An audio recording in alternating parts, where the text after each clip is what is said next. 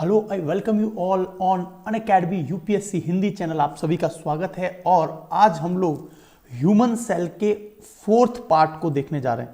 And हमने बिल्कुल sequence में ह्यूमन सेल्स के एक एक बात को पढ़ा। मानव सेल के साथ साथ हमने प्लांट सेल को भी पढ़ लिया और फोटोसिंथेसिस प्रोसेस के एक कंप्लीट एनालिसिस को हमने पार्ट थर्ड में देखा था। तो दोस्तों, ह्यूमन सेल अपने आप में एक लेंदी सेक्शन है और यदि आपको बायोटेक्नोलॉजी के कोर कॉन्सेप्ट समझने हैं तो वहां पर आपको जरूरी है कि आपको डीएनए, आरएनए और न्यूक्लियस केंद्रक में किस प्रकार से कोशिकीय विभाजन होता है, समसूत्री और अर्धसूत्री विभाजन होता है, तो इन सभी बातों को डिटेल में चर्चा करेंगे। और आज का जो टॉपिक है वो केंद्रक से रिलेटेड हो, फिर बात आएगी डीएनए, आरएनए और मल्टीपल फैक्टर, मल्टीफैसेटेड बात करेंगे, राइट। सो चलिए आगे शुरुआत करते हैं। सो उड़ान की टीम आपको एक एक सेक्शन को बिल्कुल कंप्लीटली यहां अनअकैडमी यूपीएससी हिंदी चैनल पर, जो कि हिंदी माध्यम का सबसे बड़ा चैनल है, वहां कवर कर रही है। और दोस्तों, आज है 23rd। आज क्या है भाई? 23rd डेट है। और आपको पता होगा 25 तारीख को और 30 तारीख को आप एक एग्जाम होता है अनअकैडमी में, दैट इज अनअकैडमी एस्पायर। आप जस्ट गूगल इट, केवल और केवल गूगल पर इसको एंटर कीजिए अनअकैडमी एस्पायर और आप एनरोल हो जाइए 25 तारीख के एग्जाम में, जो बिल्कुल कंप्लीट एक जीएस का पेपर। और जीएस का पेपर ओरिजिनली यूपीएससी के द्वारा भी जो कंडक्ट किया जाता है वो 10 से 12 बजे के बीच में किया जाता है, यस और नो। तो 10 से 12 बजे के बीच में आप क्या करिए, यहां पर इस एग्जाम को फाइट कीजिए ऑनलाइन। बिल्कुल कंड्यूसिव एनवायरनमेंट में एग्जाम होगा आपका। आपको बहुत अच्छे से एग्जाम देना और finally you will gain scholarship. आपको 6 महीने का फ्री सब्सक्रिप्शन मिल सकता है, 10,000 तक के वाउचर्स मिल सकते हैं। प्लस 30th तारीख को यदि आपके सीसेट, मैथ्स और रीडिंग कॉम्प्रहेंशन अच्छा है तो सीसेट के सेक्शन का एग्जाम 30th को है। तो एवरी फर्स्ट, मतलब कि प्रत्येक पहली तारीख, प्रत्येक 10वीं तारीख, प्रत्येक 25वीं तारीख और प्रत्येक 30वीं तारीख पर अनअकैडमी टोटल 15 लाख के स्कॉलरशिप प्राइजेस हर महीने डिस्ट्रीब्यूशन होता है। तो इसमें जरूर आपको पार्टिसिपेट करना और आप में से जो भी एनरोल कर रहा है 10 से 12 बजे फिक्स टाइम है, वहां पर एग्जाम देने बैठ जाना। और थाउजेंड्स ऑफ स्टूडेंट्स इसमें पार्टिसिपेट कर ले, तो जस्ट एनरोल। और 10 AM पर, नॉट ओनली 10 अक्टूबर, 25 को भी है और 30 को भी है। तो कौन कौन पार्टिसिपेट करने वाला है और यदि आप सफल हो तो जरूर एक बार मुझे बताना। I will also congratulate you back, right, thank you. तो दोस्तों, यहां पर my name is Rudra Gautam. You can follow me on Unacademy learning app, जहां पर मैं एनवायरमेंट एंड इकोलॉजी के कंप्लीट सिलेबस को कवर कर रहा हूं, है ना। और 8 PM पर आप मुझे एनवायरमेंट एंड इकोलॉजी के complete syllabus hundreds of classes में वहां पर ले रहा हूं। और दोस्तों, ये जो है मेरा रेफरल कोड है RPSir10 और इस रेफरल कोड की मदद से you can get the maximum benefits, not only 10% discount, additional benefits plus mentorship, guidance and life time. आपको जब भी कोई प्रॉब्लम आती है यू कैन आस्क मी। तो आपको कभी लगता है तो आप मेरे प्रोफाइल पर, अनअकैडमी लर्निंग ऐप प्रोफाइल पर विजिट करिए। आप मुझसे वहां पर प्रोफाइल देखकर बात भी कर सकते हैं। एकदम क्लियर है। चलिए, good morning to all of you. Sonu Tiwari, Shanti, Rampal, Silky, Pari, Sujeet ji, good morning to all of you.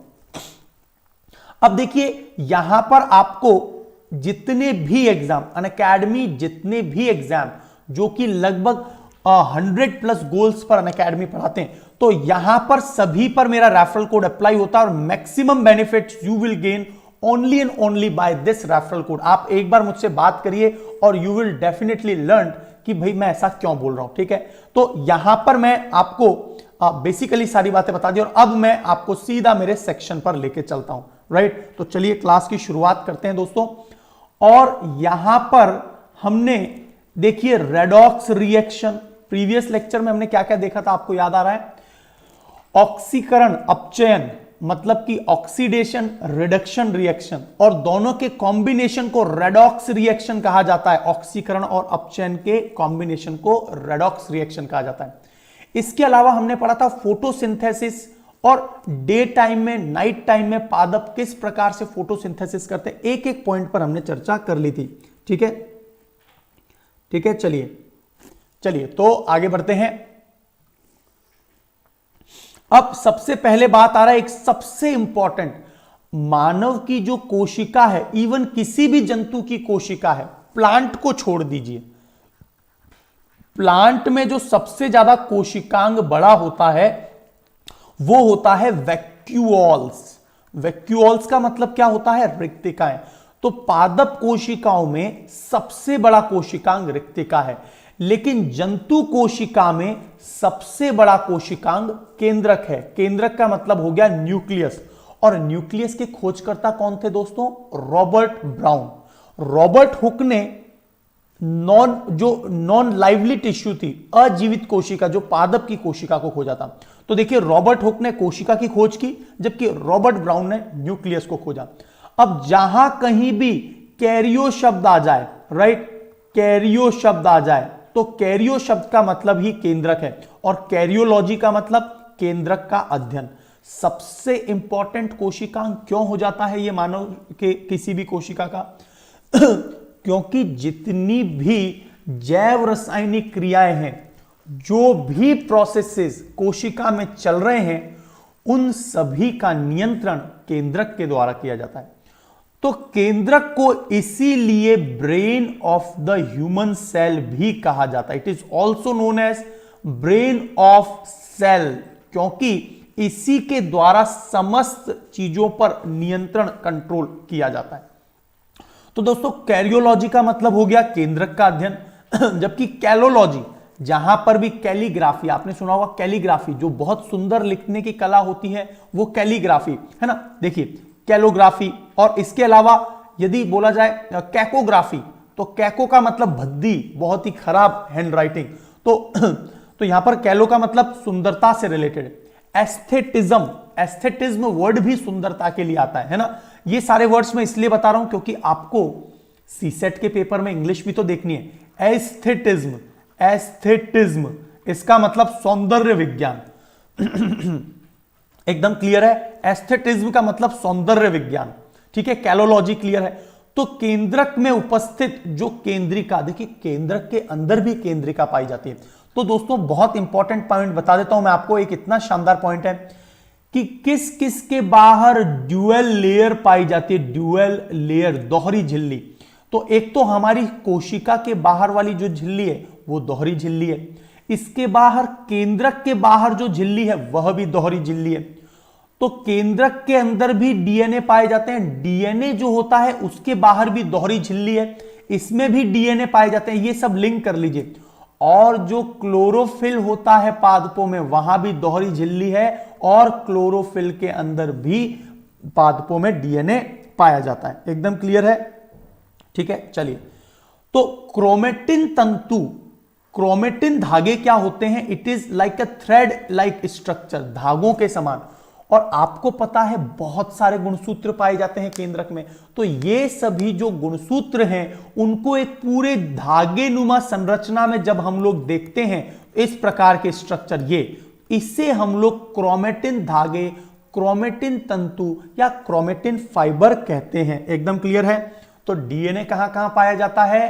केंद्रक, माइटोकॉन्ड्रिया और क्लोरोफिल, पादपों में, ठीक है। तीनों में डीएनए भी पाया जाता है, दोहरी झिल्ली से बना है। तो जब ये केंद्रक में क्रोमेटिन धागे संगठित होते हैं तो इन्हीं से गुणसूत्र का निर्माण होता है, क्रोमोसोम्स। तो मानव शरीर में कुल कितने गुणसूत्र होते हैं? अलग अलग जानवरों में गुणसूत्रों की संख्या अलग अलग होती है। मानव में गुणसूत्रों की संख्या 46 है, जबकि जो बंदर होते हैं उनमें 48 होती है। तो 46 गुणसूत्र हैं मानव में, राइट। तो 23 किससे आते हैं? मेल से, 23 फीमेल से। और जब ये दोनों जुड़ते हैं तो एक पहले पहले, राइट, जाइगोट का निर्माण करते हैं। यस और नो? एकदम क्लियर हो गई बात, बेसिक बातें सारी क्लियर है। चलिए,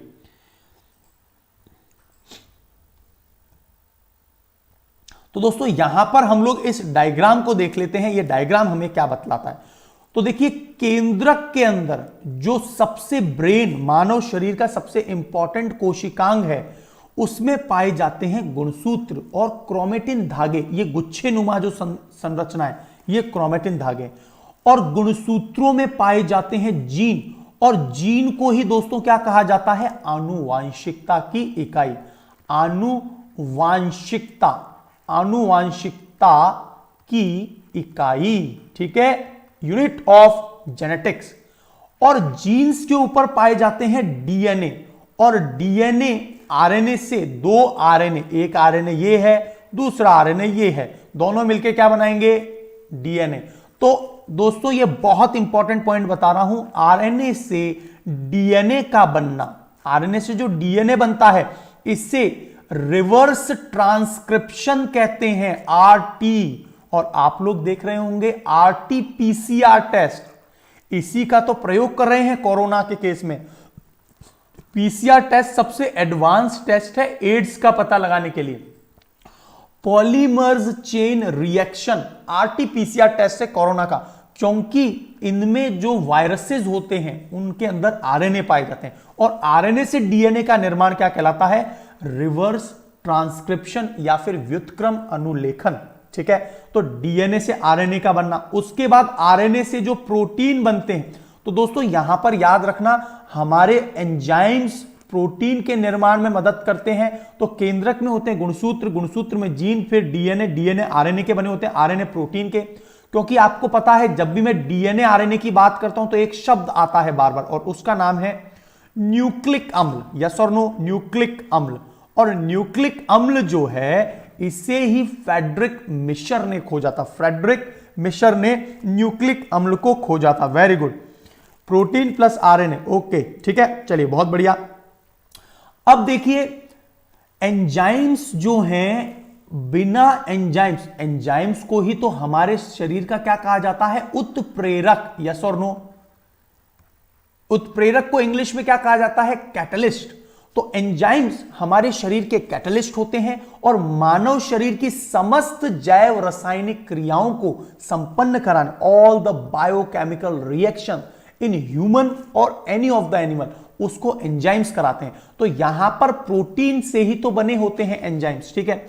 तो इस प्रकार से समस्त जो जैव रासायनिक क्रियाएं हैं, मानव में मौजूद 37,200 अरब कोशिकाएं, इन सभी में केंद्रक है, इन सभी में गुणसूत्र है, इन सभी से अलग अलग प्रकार के एंजाइम्स निकालते हैं जो हमारे शरीर की समस्त जैव रासायनिक क्रियाओं को संचालन करने में मदद कर रहा है। यहां तक सारी बातें एकदम क्लियर है। आगे चले दोस्तों, लाइक वाइक भी करते चलना, और हम लोग बहुत इंपॉर्टेंट टॉपिक को भी कवर करेंगे आगे, बहुत इंपॉर्टेंट टेक्निकल सेक्शन तो आगे आने वाला है, ठीक है।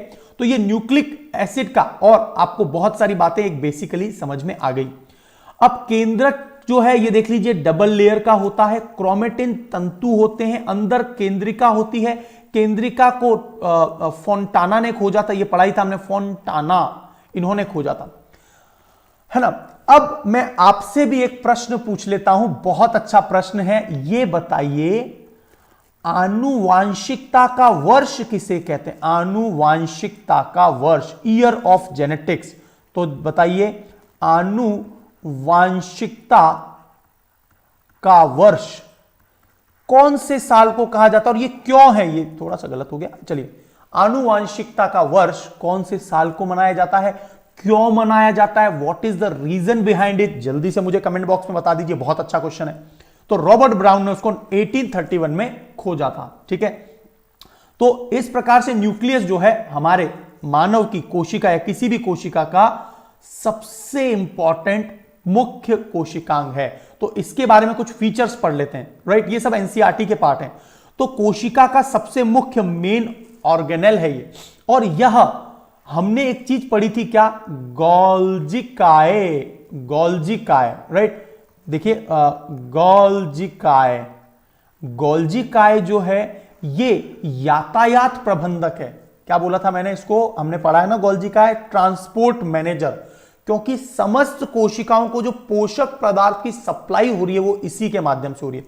लेकिन मानव की जो या किसी भी कोशिका का जो मैनेजर है, यातायात मैनेजर पूछें तो गोल्जिकाए, केवल प्रबंधक बोले मैनेजर तो आंसर क्या देंगे, राइट, ठीक है। चलिए, यह जंतु कोशिका का सबसे बड़ा कोशिकांग है, the largest cell organelle in human body और एनी एनिमल सेल, ये मैं बता ही चुका हूं। जीवित कोशिका में प्राय एक केंद्रक पाया जाता है, सामान्यतः किसी भी लाइवली टिश्यू में केंद्रक पाया जाता है। Accept RBC.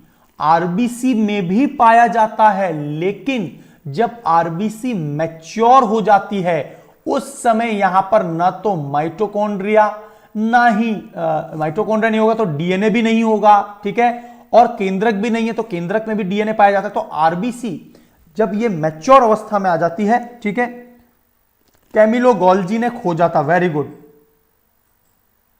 ठीक है। चलिए अब आपको मैंने जो प्रश्न पूछा है, आप लोगों ने किसी ने आंसर नहीं दिया, उसका मैं आंसर दे देता हूं। आनुवांशिकता का वर्ष 1866 को कहा जाता है, 1866 को कहा जाता है, क्योंकि इसी वर्ष जो ग्रेगल मेंडल थे, इन्होंने आनुवांशिकता के सिद्धांत दिए थे। और क्या बताया था ग्रेगर मेंडल ने कि जो मटर का पौधा है, मटर का पौधा जिसका जो बायोलॉजिकल नाम है वो है पाइसम सेटाइवम, मटर का ये नाम याद रखना, उद्यान मटर, और इस पर इन्होंने रिसर्च की थी, किन्होंने, मेंडल ने, ठीक है। तो जब उद्यान मटर पर रिसर्च की 7 वर्ष तक 1856 लगभग इट वाज अराउंड 1858 से इन्होंने स्टार्ट किया था, और फाइनली 7 इयर्स के बाद इन्होंने प्रूफ कर दिया था कि हां, एक पीढ़ी से दूसरी पीढ़ी में जो गुणधर्म है वो जाते हैं। इन्होंने 7 वर्ष में प्रूफ करके दिखाया था, और 1866 में प्रूफ किया था, इसीलिए इस वर्ष को आनुवांशिकता का वर्ष भी कहते हैं। तो he is, Gregor Mendel is known as the father of genetics. Very good, बिल्कुल सही बोल रहे हैं आप। मोनालिसा, बहुत बढ़िया नाम है आपका, मोनालिसा, है ना। मोनालिसा किसने बनाई थी, चलिए ये भी बता दीजिए। मोनालिसा जो कृति है वो किसने बनाई थी, और जिन्होंने बनाई थी उन्हें हम लोग बहुत शानदार स्कल्प्टर, बहुत अच्छे पेंटर, है ना, मानते हैं, the Leonardo Vinci, the Vinci code. और उनके जैसा कांसर, एक वर्ड बताता हूं आपको इंग्लिश का, कांसर, स्पेलिंग देखिए, CANCO,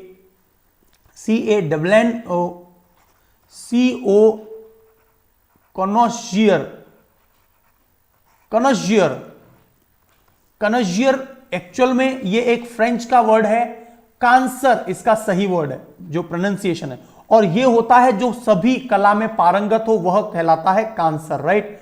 तो दोस्तों यहां पर लियोनार्डो दा विंची ने, ठीक है, तो इस प्रकार के प्रश्न, बहुत बढ़िया, बहुत बढ़िया, है ना।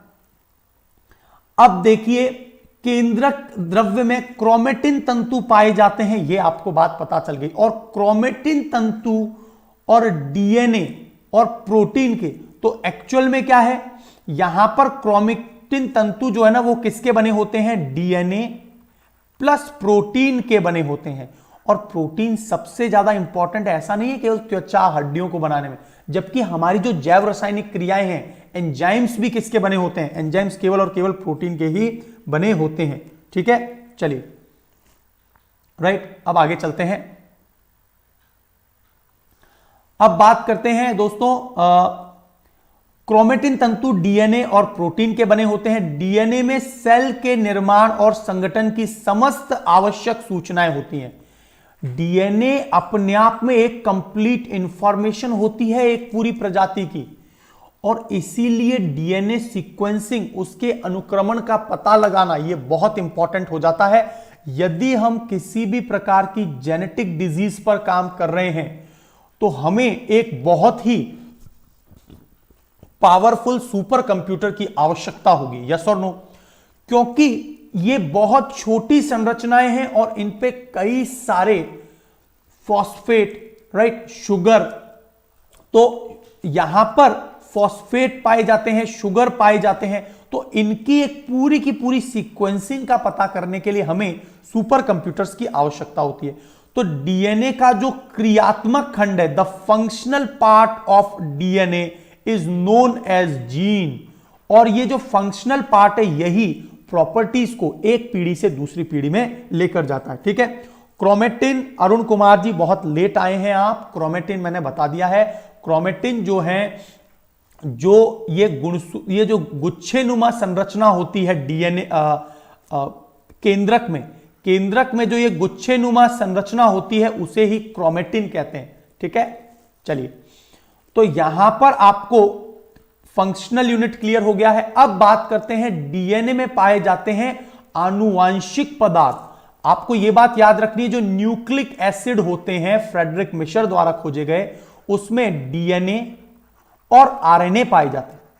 न्यूक्लिक एसिड का एग्जाम्पल क्या है? डीएनए, आरएनए, और ये दोनों ही जेनेटिक मटेरियल है। इस पर एक बार यूपीएससी में प्रश्न आया था कि जेनेटिक मटेरियल केवल डीएनए है, केवल आरएनए है, या दोनों है? तो दोनों ही जेनेटिक मटेरियल है, क्योंकि आरएनए वायरसेस में पाया जाता है और वो पीढ़ी दर पीढ़ी उनके चलता रहता है। ठीक है, तो केंद्रक में उपस्थित केंद्रिका में आरएनए का संश्लेषण होता है। तो केंद्रिका में किसका निर्माण होता है? आरएनए का संश्लेषण, है ना।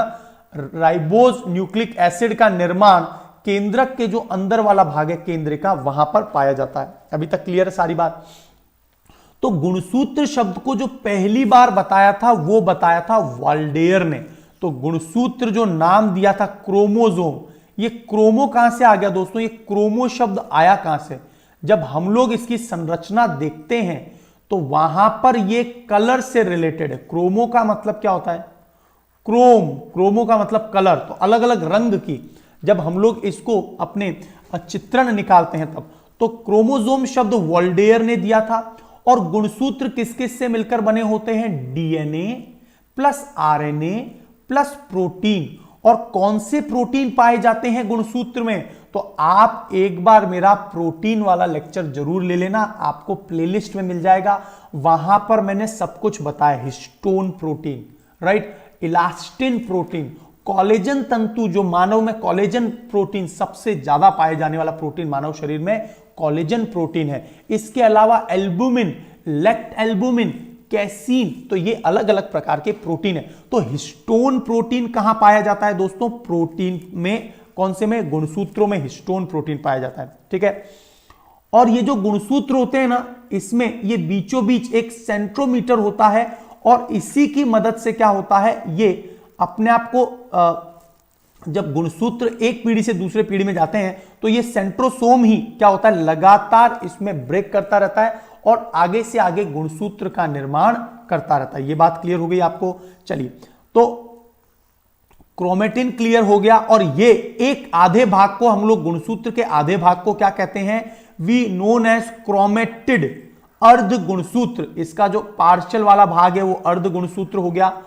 और संकीर्णन से बनता है तो ये होलोमीटर, इसका एंड पॉइंट सबसे रिएक्टिव होता है, तो ये एंड पॉइंट होलोमीटर। तो ये सारी बातें आपको और याद रखनी है। ठीक है, अब देखिए यहां पर सेंटीमीटर की स्थिति के आधार पर 4 अलग अलग प्रकार के गुणसूत्र हो सकते हैं। आपसे ये पूछा जा सकता है, इसीलिए सेंट्रोमीटर की स्थिति, एक तो सेंट्रोमीटर कैसा हो सकता है, यहां पर दिख रहा है आपको वी शेप का, एक यहां पर आपको कैसा दिख रहा है, एक बड़ा हो एक छोटा हो, एल शेप का, एक बिल्कुल जे शेप का है, जे का मतलब ऐसा कुछ, और आई शेप मतलब एक ऊपर वाला पार्ट बिल्कुल छोटा हो, ये आई शेप का है। तो कुल मिला के जो सेंटीमीटर, मैंने आपको बीच वाला ये जो गोला इस तरह से बताया था, इस वाले पॉइंट के आधार पे, राइट, इस वाले पॉइंट के आधार पे हम लोग 4 भागों में बांट सकते हैं। तो जब वी शेप है उसे क्या बोलते हैं? मेटासेंट्रिक। तो ये शब्द आपको याद रखने, मेटासेंट्रिक। एल शेप्ड यदि गुणसूत्र का स्ट्रक्चर है तो सब मेटासेंट्रिक, क्योंकि एक छोटा पार्ट। एक में क्या है, जे में एक्रोसेंट्रिक, और ये बिल्कुल छोटा दूरस्थ है टेलोसेंट्रिक। तो मेटासेंट्रिक, सब मेटासेंट्रिक, एक्रोसेंट्रिक और टेलोसेंट्रिक, ये मिलान करने के लिए आए आपको, तो आप जरूर अब कोई गलती नहीं करेंगे।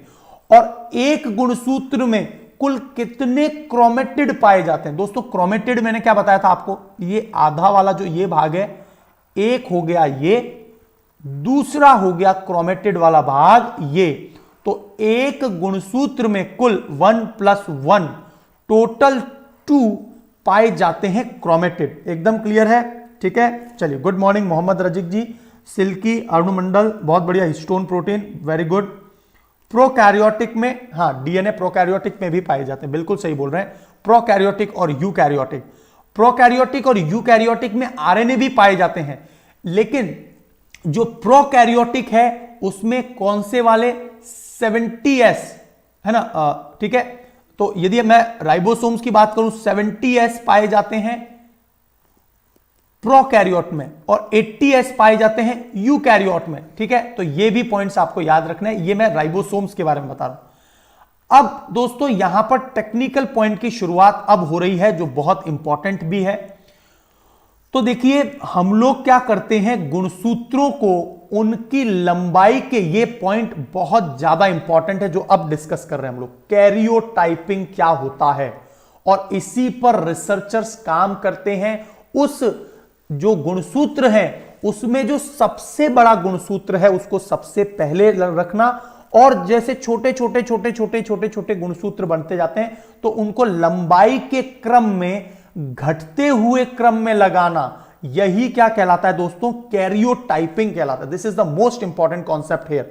तो यहां पर 23वां जो जोड़ा है सबसे अंतिम, और ये देखिए ये सबसे बड़ा कैरियोटाइपिंग वाला है और यहां पर सबसे छोटा, और इन्हीं के महत्वों को, ताकि क्या हो सके, देखिए अलग अलग सजीवों में इनका कंपैरिजन करके हम यह पता कर सकते हैं कि एक स्पीसीज, एक प्रजाति दूसरी प्रजाति से कहां पर अलग है। जैसे मैंने आपको कई बार एक एग्जाम्पल बताया होगा कि मानव, ह्यूमन बीइंग, देखिए मानव और हाथी ये दो जानवर है, मतलब मानव भी एक प्रकार का जानवर ही है, वो तो हमने अपने आर्ट और कल्चर में इतना बड़ी बात कह दी है। मानव भी एक प्रकार का जानवर है, बस नॉलेजेबल हो गया है, उसका कॉन्शियस माइंड बहुत आगे चला गया है। तो मानव और हाथी, इनका जो हम लोग सीक्वेंसिंग देखते हैं ना, जीनोम सीक्वेंसिंग 98% सिमिलर है। देख लीजिए केवल जो 2% का अंतर है मानव और हाथी में, मानव को मानव बना रहा है और हाथी को हाथी बना रहा है, तो केवल 2%। और वहीं हम लोग दो ह्यूमन बीइंग्स में डिसिमिलैरिटी तो 0.001% तक जो है ना अंतर होता है। उसके आधार पर मैं आपसे अलग दिखाई दे रहा हूं या आप मुझसे अलग दिखाई दे रहे हैं। तो जाति वृत्तीय संबंध, और इसके आधार पर यह पता लगा लिया जाता है कि क्या हम बंदर, एप मतलब प्राइमेट्स की संतान हैं या फिर, और हम मैमल्स कैसे बने, तो हम इसकी मदद से पूरी सीक्वेंसिंग के आधार पर कैलकुलेट कर पाते हैं। तो यहां तक बात क्लियर है। Developed version of animal is human, very good, बहुत बढ़िया बहुत बढ़िया। हाँ बिल्कुल डेवलप्ड वर्जन ही है ना, बहुत बढ़िया। चलो तो यहां पर आ रही है बात, तो ईडियोग्राफ क्या कहलाता है। आपने बहुत सारे कार्डियोग्राम देखे होंगे, अब ईडियोग्राम क्या है, ईडियोग्राम कैरियोटाइप जो होता है ना, जो ये जो गुणसूत्र हैं उनको क्रम में लिखना, वो ईडियोग्राफ में देखा जाता है। कैरियोटाइप जो है ना, जो द्विगुणित समुच्चय कैरोटाइप है, जो केंद्रक प्रारूप, मतलब कि जो ये हैप्लॉइड होते हैं उनका जो केंद्रक प्रारूप वो कहलाता है कैरियोटाइप। और हैप्लॉइड्स क्या होते हैं दोस्तों, हैप्लॉइड का मतलब दो आधी भाग, तो अगुणित जो मतलब एक, ये तो हो गया गुणित में, अगुणित जो होता है वो जीनोम कहलाता है। और जीनोम ही एक स्पीसीज के, सभी स्पीसीज के जीनोम अपने आप में अलग होते हैं। आपको याद आ रहा होगा 1990 में एक ह्यूमन जीनोम प्रोजेक्ट स्टार्ट हुआ था, ह्यूमन जीनोम प्रोजेक्ट। भारत ने भी अपने इंडियन जीनोम प्रोजेक्ट स्टार्ट कर दिए हैं, और ये करंट अफेयर में था, मैंने कवर भी किया इसको, राइट। तो इस प्रकार से हाँ बिल्कुल, प्री और मेंस दोनों के लिए काम का है बिल्कुल, क्योंकि मेंस के अंदर आपको बायोटेक्नोलॉजी तभी समझ में आएगी जब आपको ये बातें समझ में आएंगी। तो genome haploid set of chromosomes होता है, मतलब क्या हुआ, जो पार्ट, अलग अलग पार्ट, हैप्लॉइड का मतलब अगुणित, राइट, अगुणित समुच्चयों को जीनोम कहा जाता है, अलग अलग जो सीक्वेंस है। और जीनोटाइप, जीन प्रारूप किसी भी सजीव के आनुवांशिक लक्षण को, और एक होता है फिनोटाइप, एक होता है जीनोटाइप और एक होता है फिनोटाइप। फिनोटाइप जो है वो प्रॉपर्टी को, राइट, यहां पर शायद कुछ गलती अभी सही बोल रहा हूं। देखो जीनोटाइप तो किसी भी सजीव के आनुवांशिक लक्षण, तो याद रखना ये दोनों पॉइंट बहुत ज्यादा इंपॉर्टेंट है। जीनोटाइप बिल्कुल सही लिखा है यहां पे, जीनोटाइप मतलब किसी भी जंतु के आनुवांशिक लक्षण जो एक पीढ़ी से दूसरी पीढ़ी से तीसरी पीढ़ी में जा रहे हैं, तो वो उस जीनोम पर जीनोटाइप कहलाते हैं। और फिनोटाइप, ये यहां पर जो दिया है ना दोस्तों, ये दिखने में नहीं दिख रहा होगा आपको, इसको बोलते हैं फिनोटाइप। और सजीव के जो बाह्य लक्षण है, बाह्य लक्षण का मतलब हमारी जो बाह्य हम जैसे दिखाई देते हैं, बाहर के लक्षण होते हैं जीनोटाइप, और आनुवांशिक कैरेक्टरिस्टिक्स एक पीढ़ी से दूसरे पीढ़ी में जाती है, वो कहलाती है जीनोटाइप। तो फिनोटाइप और जीनोटाइप एकदम समझ में आ गया होगा, ठीक है। फिनोटाइप बाह्य लक्षण और जीनोटाइप आनुवांशिक लक्षण, जेनेटिक कैरेक्टरिस्टिक्स, और ये जो एक्सटर्नल कैरेक्टरिस्टिक्स है वो फिनोटाइप। एकदम clear, good morning, good morning, बहुत बढ़िया। चलो, तो अब हम लोग इसीलिए ये पढ़ रहे हैं क्योंकि जीनोटाइप, फिनोटाइप, हैप्लॉइड्स इत्यादि, haploids are the set of chromosomes, है ना। अब देखिए कुछ पॉइंट्स ये भी पढ़ लेते कि सेक्स डिटर्मिनेशन कैसे होता है, गुणसूत्र का डिटर्मिनेशन कैसे होता है, और गुणसूत्र के आधार पर कैसे कि वो मेल है या फीमेल है इसका निर्धारण होता है। तो टोटल गुणसूत्र कितने हमारे 46 हैं। प्रत्येक सेल में जितनी भी कोशिकाएं, सभी में मानव के 46 गुणसूत्र होता है, एक्सेप्ट कौन सी दो सेल को छोड़ दें, हम लोग यदि छोड़ दें स्पर्म्स को, शुक्राणु को, या फिर एग अंडाणु को छोड़ दें। शुक्राणु और अंडाणु में 23 गुणसूत्र होते हैं, बाकी सब में 46 ही होते हैं। तो ये अगुणित हैप्लॉइड्स, इसीलिए इन्हें क्या कहा जाता है, हैप्लॉइड कहा जाता है। अभी हैप्लॉइड समझ में आ गया, जो गुणसूत्र में 23 और 23 होते हैं ये हैप्लॉइड्स हैं, बिल्कुल 46 हैं, बहुत बढ़िया, ठीक है। अभिलाषा गौतम जी, यदि आपको बुक्स फॉलो करनी है तो जरूर आप क्या करेंगे, ये मेरे जो नोट्स हैं वही देख लेंगे, काफी हो जाएगा। मैंने बहुत सारे साइंस एंड टेक के लेक्चर लिए हैं, आप मेरे टेलीग्राम चैनल पर जुड़ जाइए, वहां पर मैंने सारे पीडीएफ भी दिए हुए, ठीक है, ठीक है। तो चलिए आगे बढ़ते हैं। तो यहां पर सेक्स डिटर्मिनेशन भी आपको एक बार को पता चल गया होगा, तो ये तो बहुत बेसिक सी बात है ना, बहुत ही बेसिक सी बात है। तो हम लोग जब बात करें तो ये दो चीजें बहुत अच्छे से पता होनी चाहिए। यहां पर 22 जोड़ी या 44 गुणसूत्र, ये तो एक जैसे होते हैं, समान, ठीक है, और दो गुणसूत्र जो होते हैं वो बिल्कुल अलग होते हैं। तो 22वां टोटल जोड़ी में बोले तो कितने होते हैं, 23 जोड़ी। तो 22 जोड़ी तो बिल्कुल सेम रहते हैं, जिसे ऑटोसोम्स भी कहा जाता है। इंग्लिश में यह शब्द जरूर याद रखना दोस्तों, ऑटोसोम्स क्या होते हैं। तो ऑटोसोम्स आर सिमिलर। देखिए जो यहां पर कायिक या दैहिक गुणसूत्र, बड़े ध्यान से सुनना यह बात, अब कायिक या दैहिक या ऑटोसोम्स कहे जाते हैं, क्योंकि मानव में जो 46 गुणसूत्र हैं उनमें से 44, और जोड़ी की बात करूं तो 22 जोड़ी, ये मानव मतलब स्त्री और पुरुष में समान रहते हैं। जबकि क्रोमोसोम्स हेटेरोसोम कहलाते हैं, जो मेल और फीमेल को निर्धारित करते हैं, जैसे XX और XY। तो ये क्या हो गया, पुरुष XY, XX क्या हो गया, महिला हो गई।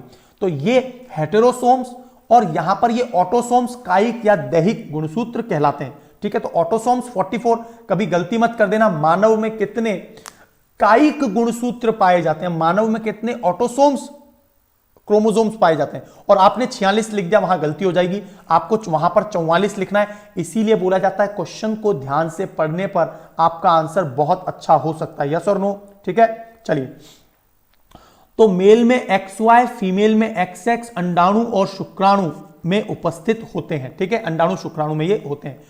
और मैंने आपको, आप में से कितने लोगों ने मेरी ये क्लास देखी है, जल्दी बताइए। मैंने पूरी की पूरी एक निषेचन की प्रक्रिया, जिसमें मैंने आपको अंडाशय भी कवर किया था, शुक्राणु टेस्टिस वृषण की ग्रंथि को भी कवर किया था, और वहां पर बताया था कि पुरुष का शुक्राणु और महिला का अंडाणु दोनों का जो मिलन होता है वो अंडवाहिनिका, डिंब वाहिनिका या फिर फैलोपिन ट्यूब में होता है, और वहीं पर अंडाणु और शुक्राणुओं की जो केंद्रक है, आपको पता है ना प्रत्येक कोशिका में केंद्रक होते हैं, आरबीसी मैच्योर अवस्था में छोड़कर। तो शुक्राणु में जो केंद्रक है और अंडाणु में जो केंद्रक है, इन दोनों का मिलन हो जाए, इसके 23 गुणसूत्र और इसके 23 गुणसूत्र, और ये सब कहां होता है, फैलोपिन ट्यूब में। तो वहीं पर क्या है, निषेचन होता है। तो संतान में लिंग का निर्धारण निषेचन के समय पिता के जो है ना 4 जो गुणसूत्र हैं उनके द्वारा, वैसे नॉर्मली एक गुणसूत्र है मेनली जो है ना, एक वाई आएगा, उससे वाई से, सॉरी हाँ यहां पर वाई ही लिखा है, 4 नहीं है, वाई से पता चल जाएगा कि वो लिंग पुरुष है या, ठीक है। सोनोग्राफी से, तो जो प्री नेटल टेस्ट होता है, ये शब्द आप बहुत ज्यादा खबरों में देखते होंगे, प्री नेटल टेस्ट, है ना, जन्म से पूर्व लिंग का पता करना, प्री नेटल टेस्ट, इसको पूरी तरह से भारत सरकार ने बैन किया हुआ है, क्योंकि प्री नेटल टेस्ट तो एम्नियोसिंटोसिस एक प्रक्रिया है जिसमें महिला का जो यूरिनेट है उससे भी, जो गर्भवती महिला है उसके यूरिनेट से भी पता चल सकता है कि बच्चा पुरुष होगा या महिला होगी गर्भ में। इसके अलावा सोनोग्राफी से तो पता चल ही जाता है, इसके अलावा भी वेरियस मेथड्स हैं जिसकी मदद से पता चल जाता है कि गर्भ में बच्चा कैसा है, ठीक है, एकदम क्लियर है, ठीक है। अच्छा, इंग्लिश मीडियम के बच्चे नहीं हैं, निषेचन का, बिल्कुल ऐसे वर्ड्स पूछ लिया करो दोस्तों आप, निषेचन का मतलब होता है फर्टिलाइजेशन, निषेचन का मतलब होता है फर्टिलाइजेशन, फेलोपियन ट्यूब, एकदम क्लियर है। साइंस की यार मेरे लेक्चर और मेरे पीडीएफ्स को कवर कर लो, उससे बाहर कुछ भी नहीं है, आप इतना ही कर लीजिए। और बुक यदि फॉलो करनी ही है तो टीएमएच की बुक, टाटा मैकग्रा हिल की बुक फॉलो कर लीजिए, लेकिन उसमें बहुत सारी बातें दी हुई हैं, तो आप सीक्वेंस में वहां पर स्टडी कर भी सकते हैं, ठीक है। तो आपको हैप्लॉइड समझ में आ गया होगा, हैप्लॉइड का मतलब जो अगुणित, जो 23 गुणसूत्र होते हैं वो हैप्लॉइड होते हैं। यहां तक सारी बातें क्लियर हो गई। अब देखिए निषेचन, देखिए इंग्लिश में आ भी गया फर्टिलाइजेशन।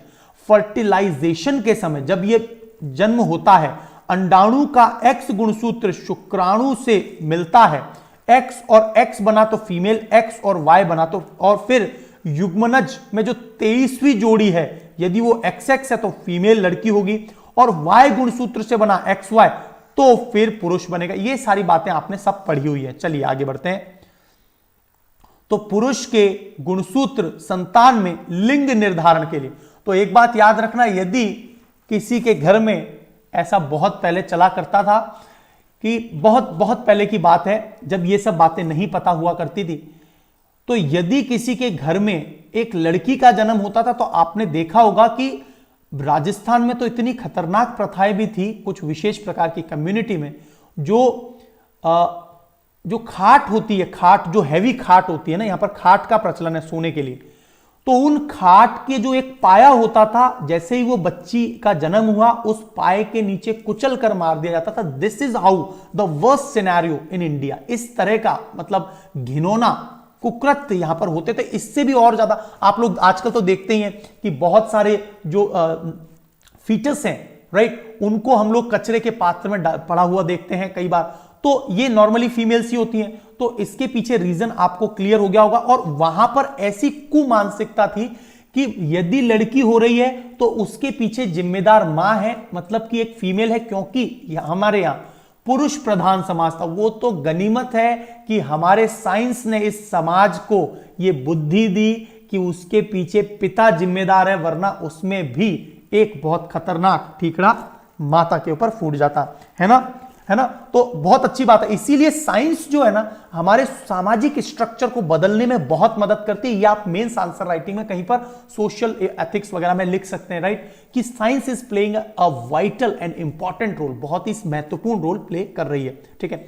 इसके अलावा हम लोग साइंस को यह भी बता सकते हैं कि साइंस किस प्रकार से day by day technical edge प्रदान करेगी किसी भी देश को, यदि उसके पास super computer, nano technology, biotechnology, space, defence, quantum computing और जो है नैनो, इन सभी पर यदि हम लोग एडवांस हो जाएं रोबोटिक्स में, तो कहीं ना कहीं भारत को हम कई गुना तेजी से आगे ले जा सकते हैं। विद इन 20 ईयर्स, मात्र 20 वर्ष के अंदर अंदर हम दुनिया के कई सारे देशों से आगे जा सकते हैं। But the requirement is will power.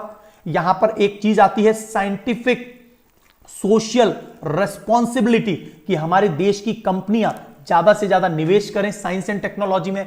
And science and technology will be the last resort. अंतिम जो हल है ना वो साइंस एंड टेक्नोलॉजी है किसी भी देश को उन्नत बनाने में। तो इसीलिए मैं बोलता हूं दोस्तों कि आप में से जो भी आपके छोटे भाई बहन कोई भी हैं, उनको ज्यादा से ज्यादा प्रेरित करा करो कि साइंस एंड टेक्नोलॉजी के प्रति वो, क्योंकि भविष्य में जो सैलरीज भी होंगी ना वो उन्हीं की ज्यादा होंगी जो साइंस एंड टेक्नोलॉजी में एक्सपर्ट है। तो कहीं ना कहीं आपको ये एडिशनल फीचर अपने साथ ऐड कर लेना होगा। ठीक है, ठीक है, ठीक है। चलिए, तो यहां पे सारी बात क्लियर हो गई है। तो हम लोग बात कर रहे हैं आनुवांशिकता की। आनुवांशिकता में द्विगुणितीय सिद्धांत ये किसने दिया था? सटन और बॉवेरी ने। और आनुवांशिकता का सिद्धांत, आनुवांशिकता शब्द किसने बताया था? जेनेटिक्स, वो बैटसन ने। और आप देख लीजिए यहां पर आ गया father of genetics, who is he? Gregor John Mendel. इन्होंने मटर के पौधे, उद्यान मटर, जिसका मैंने आपको बायोलॉजिकल नेम क्या बोला था? Pisum sativum. और फादर ऑफ मॉडर्न जेनेटिक्स किसे कहते हैं? टी.एच. मॉर्गन, जिन्होंने फल मक्खी पर रिसर्च की थी जेनेटिक्स के बारे में, एक फ्रूट फ्ली के ऊपर। TH. Morgan is the father of modern genetics. Father of genetics is Gregor John Mendel. 1866 को ईयर ऑफ जेनेटिक्स, आनुवांशिकता का वर्ष कहा जाता है। और यह बहुत इंपॉर्टेंट पॉइंट है। यदि आपको वाकई में क्लास अच्छी लग रही है तो बहुत अच्छा। हाँ, रेशियो बिल्कुल खराब है भारत में। यदि क्लास अच्छी लगती है तो लाइक वाइक जरूर करा करो, अपने दोस्तों में शेयर किया करो। ठीक है, पाइसम सेटाइवम। ऑलराइट, चलिए आगे बढ़ते हैं दोस्तों। अब देखिए यहां पर आपको मटर देख लीजिए, बहुत अच्छे से एक्सप्लेनेशन है। पाइसम सेटाइवम, तो आपको कई बार है ना बायोलॉजिकल नेम भी आएंगे और जैविक नाम बहुत इंपॉर्टेंट होते हैं किसी भी, है ना। जैसे आपको मोर का, जल्दी से बताइए, मोर का बायोलॉजिकल नाम क्या है? लॉयन, शेर का बायोलॉजिकल नाम क्या है? ये आपके लिए मैं क्वेश्चन छोड़ के जा रहा हूं। मोर, शेर, ठीक है। बबूल के पेड़ के लिए बायोलॉजिकल नाम क्या है? बबूल का जो पेड़ होता है। खेजड़ी, जो राजस्थान का खेजड़ी वृक्ष है, उसके लिए तो बहुत बार पूछा गया है। ठीक है, तो फल मक्खी को ड्रोसोलिया मेलोनोस्टर, है ना, ड्रोसेलिया मेलोनोमेस्टर कहा जाता है, फल मक्खी का ये बायोलॉजिकल नेम, राइट। और एक इंपॉर्टेंट क्वेश्चन मैं आपसे पूछने वाला हूं कि जो ये द्विनाम पद्धति, ये बहुत इंपॉर्टेंट क्वेश्चन पूछ रहा हूं मैं आपसे। द्विनाम पद्धति, जो ड्यूअल नोमेनक्लेचर है ना, यहां पर हमेशा दो नामों वाला जो ड्यूअल नोमेनक्लेचर दिया था, है ना, किसी भी जीव, सजीव के नाम का, ये द्विनाम पद्धति किसने दी थी? ये आपको मुझे जरूर कमेंट बॉक्स में बताना है। तो सर्च कीजिए। टी.एच. मॉर्गन, एकदम क्लियर है, वेरी गुड, है ना। चलिए, तो अब बात कर रहे हैं आगे हेरिडिटी। हेरिडिटी का मतलब वंशानुगति, आनुवांशिकता। स्पेंसन ने यह शब्द दिया है, लक्षणों का पीढ़ी दर पीढ़ी जाना हेरिडिटी कहलाता है। जेनेटिक्स शब्द किसने दिया था? बैटसन ने। और एमिनो एसिड्स जो होते हैं, प्रोटीन किसके बने होते हैं? एमिनो अम्ल के। यदि एमिनो अम्ल का क्रम में परिवर्तन हो जाता है तो अलग अलग प्रकार के प्रोटीन्स का निर्माण होता है। ठीक है, बिल्कुल नाम याद नहीं होगा, बिल्कुल, triticum aestivum, very good. Arun Kumar ने बहुत बढ़िया नाम बताया, ट्रिटिकम एस्टाइवम, ये है वीट का। और फेलिस टिग्रस लॉयन का है क्या? लॉयन का नहीं है यार, ये तो शायद टाइगर का बता रहे हो आप, है ना। चलिए, तो आगे बढ़ते हैं। The big cat. तो न्यूक्लिक एसिड, यहां पर न्यूक्लिक एसिड एक बहुत इंपॉर्टेंट पॉइंट आता है एग्जाम के लिए। हम लोग एक कंप्लीट स्ट्रक्चर को यहां पर देख लेंगे। तो न्यूक्लिक एसिड मतलब इसको खोजकर्ता कौन है? मैंने बताया था आपको, फ्रेडरिक मिशर। डीएनए में डीऑक्सीराइबोस शर्करा, देखिए यहां पर ग्लूकोज जो पाया जाता है, यहां पर डीऑक्सीराइबोस शर्करा है, मतलब कि ऑक्सीजन, और यहां पर ऑक्सीराइबोस शर्करा है आरएनए के अंदर। डीएनए के अंदर एडेनिन, गुआनिन, थायमिन और साइटोसिन, एटीजीसी, ऐसा लिख लीजिए, एटीजी और सी। और वैसे भी एडेनिन थायमिन के बंध जुड़े हुए होते हैं गुआनिन और साइटोसिन के। आपको पता होगा एडेनिन और थायमिन ट्रिपल बॉन्ड से बंधे होते हैं, जबकि गुआनिन और साइटोसिन डबल बॉन्ड से बने होते हैं। ठीक है, वेरी गुड। हमारे जो साथ में हैं राजेश्वरी भारतवंशी, इन्होंने बहुत बढ़िया काम कर दिया। देखो पहला आंसर आ गया है, मैं जो एक्सपेक्ट कर रहा था। Carolus Linnaeus was the person. Carolus Linnaeus, देखिए इसी तरह से पार्टिसिपेशन जब करते हैं तो आपको परमानेंट याद हो जाती है। कैरोलस लीनियस ने द्विनाम पद्धति, the dual naming feature, the nomenclature, वो कैरोलस लीनियस ने दिया था। वेरी गुड, है ना। तो एटीजीसी के मध्य डबल बॉन्ड और जीएनसी के मध्य, है ना, एटीजीसी के मध्य ट्रिपल और इसके मध्य डबल बॉन्ड। और मुख्यतः ये केंद्रक में पाए जाते हैं। और आरएनए के बारे में मैंने क्या बोला था, आरएनए केंद्रक में भी पाए जाते हैं और सबसे इंपॉर्टेंट केंद्रिका में भी पाए जाते हैं। और कोशिका के द्रव्य, मैंने आपको क्या बताया था, पूरी कोशिका है, इसके बीच में जो तरल बह रहा है, इस द्रव्य में भी, कोशिका द्रव्य में भी पाए जाते हैं। तो एडेनिन, थायमिन, गुआनिन, साइटोसिन, ये है डीएनए से रिलेटेड। और यहां पर थायमिन की जगह पर आरएनए के अंदर यूरेसिल पाया जाता है। ठीक है, ठीक है, ये बात आपको याद रखनी है, थायमिन की जगह यूरेसिल, और, है ना। चलिए,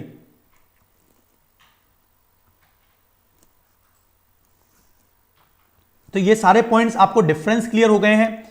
अब देखिए यहां पर कुछ डीएनए और आरएनए पर कुछ इंपॉर्टेंट पॉइंट और पढ़ लेते हैं। मैं आपको कई बार इनके बारे में बता चुका हूं कि डीएनए सजीवों में आनुवांशिक पदार्थ होता है, जेनेटिक मटेरियल होता है, और विषाणुओं में और पादपों में आनुवांशिक पदार्थ क्या होता है, आरएनए। ठीक है, आरएनए। और डीएनए सजीवों में। एवोरी, मैक्लियोड व मैकार्टी ने यह प्रूफ किया था कि जेनेटिक मटेरियल डीएनए है। लेकिन आनुवांशिकता को सबसे पहले किसने खोजा था, ग्रेगर मेंडल ने। वहीं फ्रैंकल कॉन्वेंट ने सबसे पहली बार विषाणुओं में, तो हम लोग जो दोस्तों रेट्रोवायरस जिसे कहते हैं ना, वो रेट्रोवायरस कुछ नहीं कि रेट्रोवायरस में डीएनए नहीं पाया जाता, उनमें क्या पाया जाता है, आरएनए। और आरएनए क्या करते हैं, एक समय पर हमारी जो कोशिकाएं हैं उनको हाईजैक करके हमारे डीएनए सीक्वेंसिंग में पूरी तरह से परिवर्तन कर देते हैं। और एचआईवी रोग में जो T4 लिम्फोसाइट कोशिकाएं, T4 लिम्फोसाइट कोशिकाएं, इनको पूरी तरह से समाप्त कर देते हैं जब एड्स का जो वायरस है, एचआईवी, 4, 5, 8, 10 साल बाद अपने प्रभावी रूप में आता है। एकदम क्लियर, ठीक है। चलिए, तो प्रकाश संश्लेषण को नियंत्रित करने का काम कौन करता है, डीएनए। प्रोटीन संश्लेषण, प्रोटीन का निर्माण कौन करता है बनाने में, आरएनए। प्रकाश संश्लेषण का मतलब समझ गए, आपको मैंने बोला था ना कि क्लोरोफिल में डीएनए पाया जाता है, माइटोकॉन्ड्रिया में डीएनए पाया जाता है, केंद्रक और है ना। तो प्रोटीन संश्लेषण जब होगा, क्लोरोफिल में है, बिल्कुल मदद करेगा। और ये इसकी जो इकाई होती है वो जीन होती है, जीन ही तो कैरेक्टरिस्टिक एक पीढ़ी से दूसरे पीढ़ी में जाता है। ठीक है,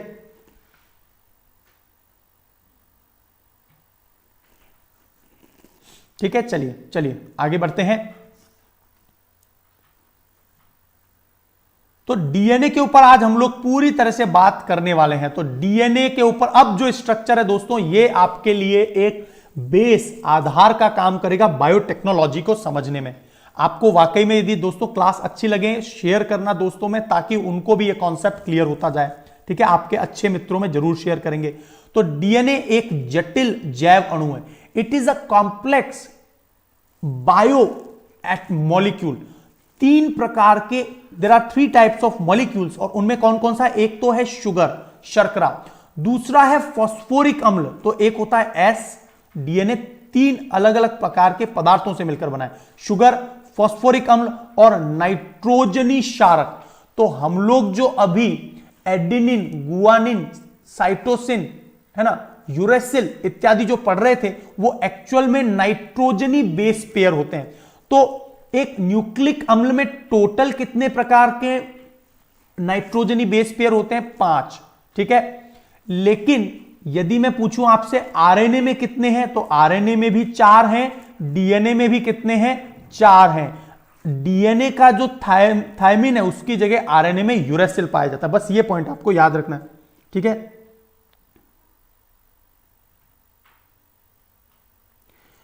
विशाल वर्मा जी पूछ रहे हैं when I will teach English. तो दोस्त, हाँ, इंग्लिश पढ़ाएंगे। कांसर वर्ड आपको याद हुआ या नहीं हुआ, ये जरूर बताइए मुझे आप। कांसर, CONNOISSUR, कांसर वर्ड एग्जाम के लिए CO, है ना। ठीक है, कांसर जो वर्ड है, कांसर, कांसर, इसका मतलब क्या होता है, हर विद्या में पार की, जैसे मैंने लियोनार्डो दा विंची की बात की। तो दोस्तों इंग्लिश पहले, सबसे पहले मैं सीसेट बता दूं मैं आपको। सीसेट जो है ना, वो मेरा 11 से 12 बजे तक रेगुलरली सैटरडे संडे की क्लास आती है, वो आप लेते हैं नहीं, पहले क्लास ले लीजिए। वो जैसे ही मैथ्स पूरा होगा, रीजनिंग पूरा होगा, उसके बाद में लगभग लगभग जो है ना मार्च के करीब में इंग्लिश का कोर्स पूरा कवर करवा दूंगा यहां पे, ठीक है, जो आपके यूपीएससी में आता है, ठीक है। Notes and PDF you will find from my Telegram channel, तो आपको मदद कर देंगे मेरे मित्र लोग टेलीग्राम चैनल को बताने में, ठीक है। चलिए, है ना, कुछ भी प्रश्न आप पूछते रहा करो, ठीक है। 5 टाइप, वेरी गुड, है ना। नवजोत नाथ जी, मैंने आंसर बता दिया आपको। शुगर जो है डीएनए में बोला जा रहा है, इसलिए डीऑक्सी राइबोज होगी, यही इसकी जगह आरएनए होता तो राइबोज होता, ठीक है। तो डीएनए और आरएनए में एक मेन अंतर क्या है, जो नाइट्रोजनी क्षारक है वहां पर डीएनए के अंदर पाया जाता है थायमिन, यूरासिल पाया जाता है आरएनए में। फॉस्फोरिक अम्ल फॉस्फेट के रूप में पाया जाता है, और ये जो नाइट्रोजनी क्षारक है ये 2 प्रकार के होते हैं, प्यूरिन और पिरिमिडीन। ये इस पर आपको मिलान करने के लिए प्रश्न जरूर आ सकते हैं, मिलान करने के लिए प्रश्न जरूर आ सकते हैं। नवज्योति नाथ जी, बार बार यदि आप रिपीट करते हैं स्टेटमेंट को, it is not the good character you are showing, ठीक है, इतना अच्छा व्यवहार मत दिखाइए। मैंने आपका मैसेज पढ़ के रिप्लाई भी कर दिया, है ना। तो बार बार यदि आप रिपीट करते हैं तो दूसरे भी डिस्टर्ब होते हैं। तो अब देख लेते हैं, यहां पर बात आ रही है कि नाइट्रोजनी जो क्षारक हैं उनको पूरी तरह से एक बार देख लेते हैं, ताकि ये कॉन्सेप्ट भी क्लियर हो जाए। अभिलाषा गौतम जी, मैंने प्रीवियस ईयर के सभी क्वेश्चंस जो प्रीलिम्स में आए हुए हैं, अब तक मेंस में आए हुए हैं, उन सभी के डेडिकेटेड लेक्चर ऑलरेडी मैं बना चुका हूं। इवन एनवायरमेंट एंड इकोलॉजी के भी 2011 से 2015 तक के बना चुका हूं। तो कल 8 AM पर आप एनवायरमेंट इकोलॉजी का 2016 के भी जितने MCQs environment ecology and agriculture के आए थे, उसको कल हम डिस्कस करने वाले हैं एट 8 PM, ठीक है, ठीक है। चलिए बिल्कुल एमसीक्यूज लेंगे, पहले आपको कुछ थ्योरी पढ़ा दें, फिर टेस्ट होना है आपका, बिल्कुल होना है।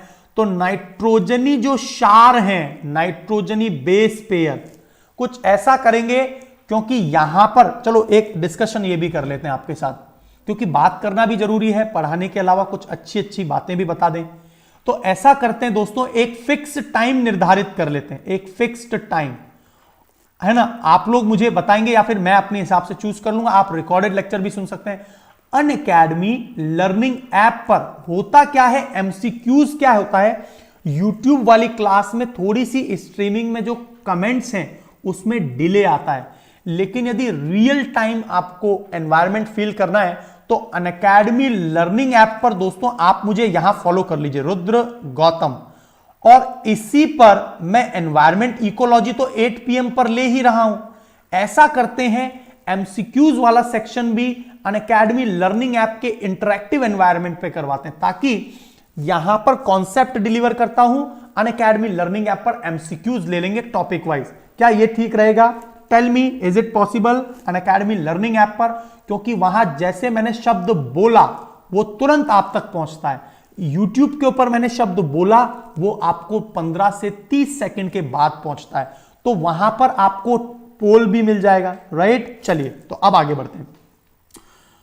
तो देखिए दोस्तों, नाइट्रोजनी क्षार पर बात कर लेते हैं। तो पायरिन और पिरिमिडीन, तो देखिए पायरिन में कौन कौन से होते हैं दोस्तों, ध्यान से देखिए, एडिनिन और गुआनिन। एडिनिन और गुआनिन किसमें होते हैं? पायरिन, ठीक है। और जो पिरिमिडीन है उसमें थाइमिन, साइटोसिस और तीसरा होता है यूरेसिल। तो याद रखना, पिरिडिन में कुल 3 नाइट्रोजनी बेस पेयर पाए जाते हैं, जबकि पायरिन में एजी, ओजी, लोजी, सुनोजी, कहता हूं जो वो तुम भी करो जी। तो एजी आपको याद रह जाएगा, है ना, ऐसा एक गाना था अनिल कपूर का, याद आ रहा होगा आपको, गुआनिन। तो एजी जो है याद रखना, पायरिन एजी, देख लीजिए शॉर्टकट लिखिए एजी, और टीसी यहां पर पिरिमिडीन। तो ये नाइट्रोजनी बेस पेयर को हम लोग पिरिडिन, ऐसा पूछा जाए आपसे तो आप मिलान करने में आसानी से बता सकते हैं, ठीक है। चलिए, अब ATGC double bond, triple bond सब कुछ क्लियर हो गया है, तो अब हम लोग आगे बढ़ते हैं राइट। अब यहां पर जो डीएनए का जो नियम है ना, डीएनए का जो नियम है उसको चारगॉफ का नियम भी कहा जाता है। डीएनए का एक नियम है चारगॉफ का नियम, और इसमें है ना A+G+T+C इनका रेशियो अनुपात भी देख सकते हैं हम लोग, और उस अनुपात में किस अनुपात में ये होते हैं उनका पता लगाया जाता है। और डीएनए की जो द्विकुंडलित मॉडल है, the double helical structural model, वो वॉटसन और क्रिक ने 1953 में दिया था, है ना।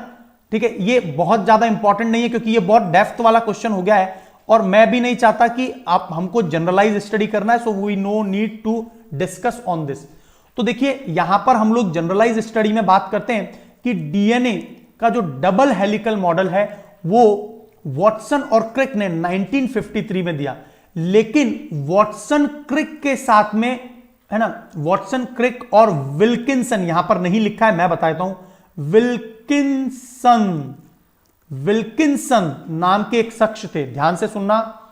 डीएनए का पहली बार जो कॉपी में पेज में डायग्राम बना के बतलाया था डबल हेलिकल मॉडल, वो बताया था वॉटसन और क्रिक ने, लेकिन वॉटसन क्रिक के साथ विल्किंसन ने इसका एक्स रेज डायग्राम बताया था, एक्स रेज स्ट्रक्चर, जो एक्चुअल में प्रूफ है। ठीक है, तो इसीलिए वॉटसन, क्रिक और विल्किंसन, इन तीनों को सामूहिक रूप से 1962 में नोबेल पुरस्कार मिला था। और डीएनए के कारण तो बायोटेक्नोलॉजी की पूरी दिशा दशा ही परिवर्तित हो गई है, क्योंकि डीएनए के सीक्वेंसिंग से ही पता चलता है कि कौन सा आनुवांशिक रोग किसी को रहा है, हो सकता है, राइट, उसका हम पहले ही पता कर सकते हैं, जेनेटिक डिजीज, यहां तक कि कैंसर वाले कौन से जीन हैं। मानव शरीर में इतने सारे जीन पाए जाते हैं, यदि हमें यह पता चल जाए कैंसर वाले कौन से जीन हैं, यदि हमें यह पता चल जाए कि जो अलग अलग प्रकार की ब्रेन डिजीज होती हैं, या कईयों को बहुत ज्यादा कोलेस्ट्रॉल बनने की जो क्षमता, ज्यादा कोलेस्ट्रॉल बनता है जिसके कारण हार्ट अटैक आता है, साइलेंट अटैक आता है, तो वो बच्चा जो है, माता पिता का जो आने वाली संतति है, उसमें पहले ही उस प्रकार के जीन्स को हटा दिया जाए। और कौन से जीन में बहुत तेजी से जेनेटिक म्यूटेशन, जैव उत्परिवर्तन होता है, मतलब पर्यावरण के कारण, या फिर एक्स रेज, गामा रेज की किरणें हमारे शरीर में पड़ती हैं तो कई बार ये कार्सिनोजेनिक हो जाता है। तो कौन से ऐसे जीन हैं जो इन सब से प्रभावित होते हैं, यदि वे सभी लिस्ट ऑफ जीन्स हम लोग निकाल ले तो हमें पता चल जाएगा कि रोग का कारण क्या है, और उसे हम समय पर रोक लेंगे। एकदम क्लियर, बात क्लियर हो गई। ठीक है, तो एक साथ वॉटसन, क्रिक और विल्किंसन को यह पुरस्कार मिला था। बिल्कुल सही बोल रहे हैं आप। ठीक है सुजीत, बहुत बढ़िया। और कोई बात? ठीक है, चलिए। तो डीएनए द्विकुंडलित होता है, डबल हेलिकल स्ट्रक्चर होता है। ठीक है, तो ATGC, AT के बीच में ट्रिपल बॉन्ड और CG के बीच में डबल बॉन्ड, और यहां पर देखिए ये शुगर है, ये देख लीजिए कैसे जुड़ा हुआ है, शुगर, ये शुगर वाला होगा, और चूंकि डीएनए इसलिए क्या कौन सा है, डीऑक्सीराइबोज शुगर। ठीक है, और AT ये क्या बताए थे मैंने, नाइट्रोजनी क्षारक, नाइट्रोजनी बेस पेयर, राइट, और यहां पर ये क्या चल रहा है, फॉस्फेट। और इस प्रकार का जो डबल हेलिकल स्ट्रक्चर है, जिसमें इस प्रकार से, अब दोस्तों कुछ एडिशनल पॉइंट्स मैं आपको बता देता हूं, वो भी हमारी एनसीईआरटीज में दिए हुए हैं, शायद इस नोट्स में दिए हैं या नहीं, लेट मी सी, नहीं दिए हैं तो मैं बता देता हूं आपको, बहुत इंपॉर्टेंट पॉइंट अब बताने वाला हूं। ठीक है, तो दोस्तों यहां पर जो इसका एक कंप्लीट जो साइकिल होता है, एक कंप्लीट साइकिल का मतलब समझ गए, एक यहां से लेकर ये पूरा वापस इस पोजीशन पे आया, राइट। तो यहां पर इतने बीच में कुल 10 नाइट्रोजनी बेस पेयर होते हैं, 10 बेस पेयर।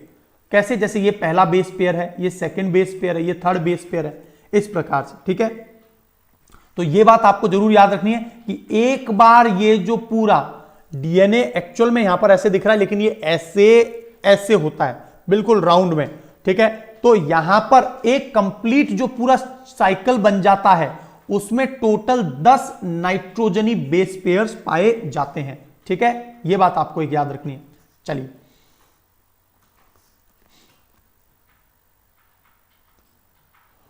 तो ये ये पॉइंट आपसे एनसीईआरटीज में कई बार पूछा गया है। न्यूक्लियोसाइड्स क्या होता है ना, न्यूक्लियोसाइड और ये ट है ना, यहां पर ये मैं लिख देता हूं, न्यूक्लियोटाइड है, न्यूक्लियोटाइड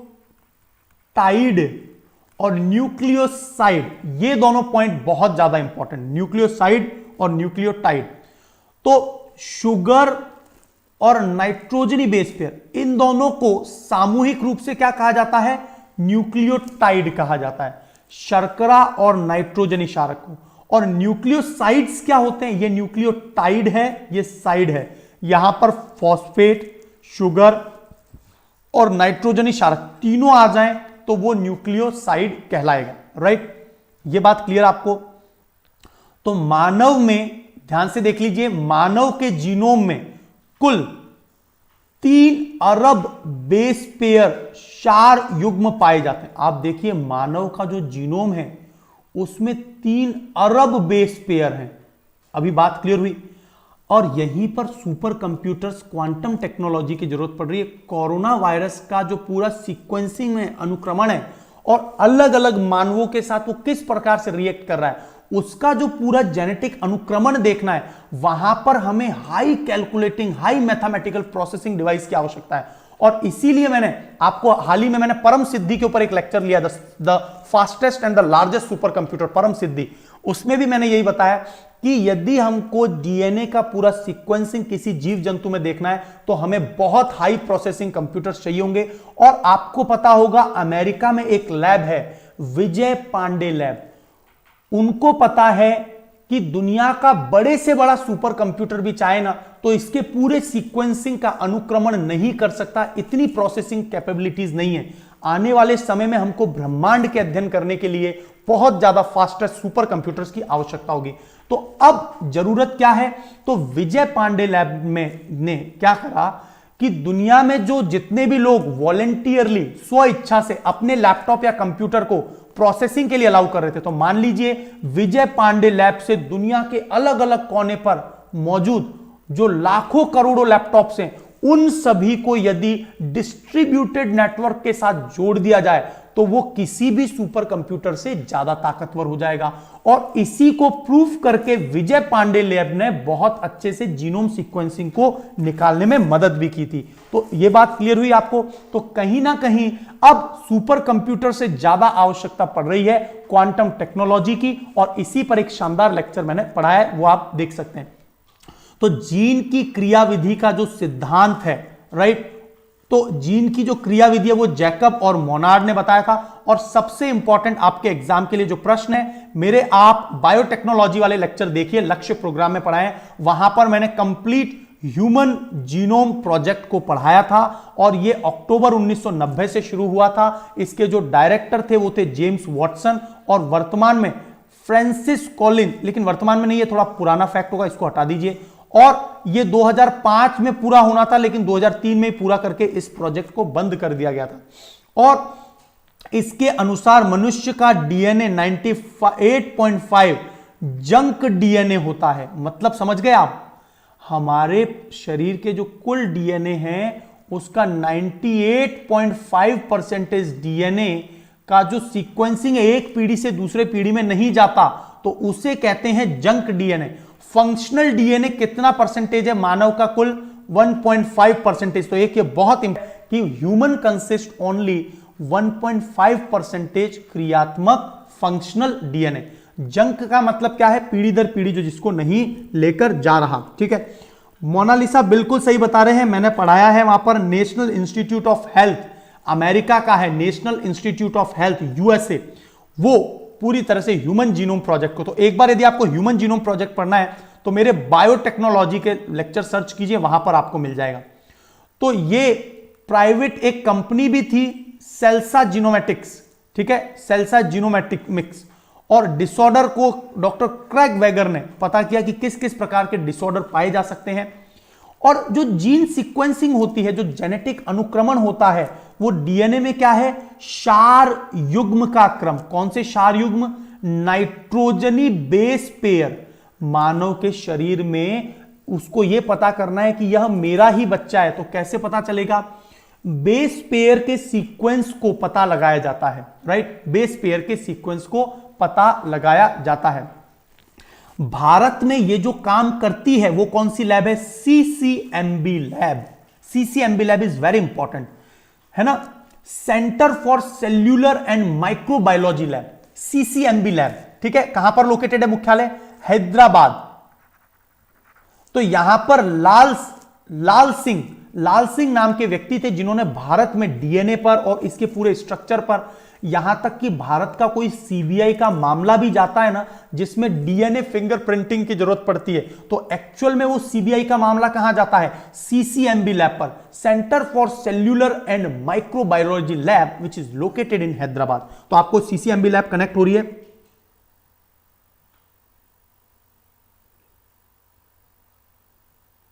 सर आज बहुत अंग्रेजों को रटना पड़ेगा। नहीं भाई, अंग्रेजों को क्यों, मैं इंग्लिश भी बोल रहा हूं, डोंट वरी। तो जीन मैपिंग देखो, जीन मैपिंग, जीन सीक्वेंसिंग सब इंग्लिश में ही चल रहा है दोस्त, और हिंदी में तो लिखा हुआ ही है। तो ये तो सोच सोच का फर्क है यार, आसानी से समझ में आ रहा होगा जिसको समझना है।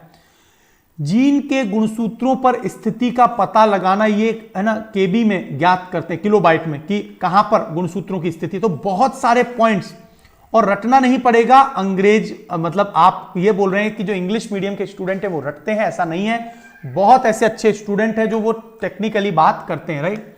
तो चलिए आगे बात करते हैं।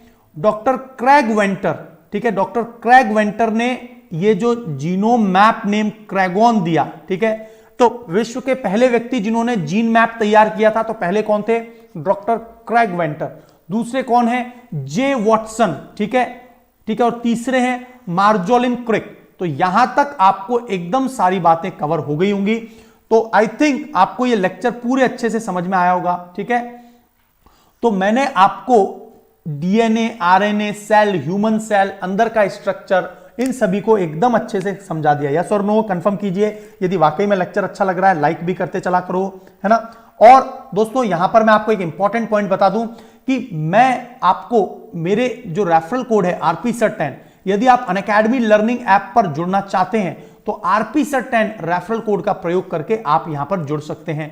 और इससे आपको सबसे ज्यादा, I promise you, the most benefit you will find from this, ठीक है। ये बात मैंने आपको ऑलरेडी बता दी थी। प्लांट के अंदर जो स्ट्रोमा, ग्रेना, प्लस मैंने आपको ये बता दिया था फोटोसिंथेसिस प्रोसेस। तो live classes, test series, doubt clearing session etcetera सब कुछ मौजूद है। और आपको यदि एनवायरमेंट इकोलॉजी का कंप्लीट सेक्शन पढ़ना है, प्लस जैसा कि मैंने आपको आज की क्लास में प्रॉमिस किया कि all the MCQs related to science and tech, theory में यहां पढ़ा रहा हूं, तो एमसीक्यूज हम लोग अनअकैडमी लर्निंग ऐप पर पढ़ेंगे। Just follow me on Rudra Gautam, और आपको एक कंप्लीट स्ट्रक्चर्ड वे में वहां पर तैयारी मिल जाएगी, ठीक है। लेकिन यदि आपको चाहिए कि आप एक कंप्लीट प्रिपरेशन करना चाहते हैं जिसमें भारतवर्ष के तमाम टॉप नॉच फैकल्टीज भी आपको पढ़ाएं, राइट, और मैं भी आपको समय समय पर जो है गाइडेंस देता रहूं, तो आपको प्लस सब्सक्रिप्शन को लेना चाहिए, जिसमें डाउनलोड कर सकते हैं पीडीएफ, टेस्ट सीरीज सही डायरेक्शन में। एंड ये बहुत ही it is a high time, ये बिल्कुल ऐसा समय आ गया है। नाउ इट इज नवंबर और जून, और उसके बाद 3 महीने बाद आपके पेपर हैं। It is high time to take a right decision. और अनअकैडमी जैसा प्लेटफॉर्म पूरे भारतवर्ष में कहीं नहीं है। तो you just install the Unacademy learning app, वहां पर इंटरेक्टिव एनवायरमेंट देखिए, and you can get subscription with the help of my referral code. और यहां पर दोस्तों जो जीएस है, जनरल स्टडीज, उसका मैं हमेशा सजेस्ट करूंगा 2 ईयर का कोर्स आपके लिए सबसे सूटेबल रहेगा, क्योंकि आने वाले समय में बहुत से एजुकेटर्स और जुड़ने वाले हैं। प्लस आपको कंप्लीट तैयारी करना और आपकी टॉप रैंकिंग लाने में जरूर अनअकैडमी लर्निंग ऐप आपको पूरी तरह से मदद कर सकती है। ऑप्शनल जो है दोस्तों वो 500 प्लस मार्क्स का होता है। डेडिकेटेड ऑप्शनल के कोर्सेज अवेलेबल है। और एक बार आप ऑप्शनल को लेते हैं, कोर्सेज को, ऑप्शनल कोर्सेज को, आप history, polity, geography, mathematics, Hindi साहित्य सभी के वीडियोस, इन केस आपने सोचा हिस्ट्री मुझसे नहीं हो रहा तो आप उसको स्किप करके हिंदी साहित्य ले सकते हैं, आप मैथमेटिक्स को चूज कर सकते हैं। सभी के डेडिकेटेड भारतवर्ष के सबसे टॉप ऑप्शनल के फैकल्टीज अब अनअकैडमी पर मौजूद हैं, और वो आपको डेडिकेटेड ऑप्शनल की कंप्लीट प्रिपरेशन करवा रहे हैं। 500 में से यदि 300 मार्क्स नहीं आया तो कोई मतलब नहीं, और ऑप्शनल की प्रिपरेशन तो अभी से शुरू हो जानी चाहिए, और एटलीस्ट मार्च तक आपकी ऑप्शनल के कंप्लीट कोर्सेज फिनिश हो जाने चाहिए। तभी आप एक्सपेक्ट कर सकते हैं कि आपकी कोई रैंकिंग इस एग्जाम में आएगी। तो दोस्तों जितना जल्दी हो सके आप एक सही एंड करेक्टिव मेजर्स लीजिए अपनी लाइफ में, बिकॉज देयर इज मनी ही सबसे इंपॉर्टेंट नहीं होता। यदि कुछ पॉजिटिव इन्वेस्टमेंट हमको एक बहुत बड़ा आउटकम दे रहा है, that will always be benefit for you. Yes और नो एक बार कंफर्म करके बताइए, है ना। और दोस्तों यहां पर आपको आइकॉनिक सब्सक्रिप्शन जिसकी फीस बहुत जल्दी बढ़ने वाली है, यहां पर आपको dedicated personal coach, daily mains के क्वेश्चन आंसर्स की प्रैक्टिस, है ना, और स्टडी प्लानर और पर्सनलाइज फीडबैक मिलता है। जो एक डेडिकेटेड जो कोच है वो आपको बतलाता है कि किस प्रकार से आपको तैयारी करनी है। आप उनको आंसर राइटिंग सबमिट करते हैं, वो क्रॉस एवेल्युएशन करके बताते हैं कि यहां पर आपकी गलती है। तो इस प्रकार से डेडिकेटेड कोच और iconic facilities only and only available on this. But the thing is this, the referral code मैं प्रॉमिस करता हूं, आप एक बार मेरी प्रोफाइल पे विजिट कीजिए, you will get all my information, और उसके बाद में आप क्या है मुझसे संपर्क करिए, you can get the iconic subscription. और मैं आपको बिल्कुल जो सही दिशा है वही बतलाऊंगा, positive and genuine suggestion I will definitely provide you. तो एक स्टूडेंट पूछ रही है, सर मेरे इंग्लिश मीडियम बट मैं मेरे मदर लैंग्वेज में एग्जाम दूंगी। ओके, आपका मीडियम इंग्लिश है और आप मदर लैंग्वेज में exam, what is your mother language? आप बिल्कुल कंफर्टेबल हैं तो बिल्कुल सही है ना।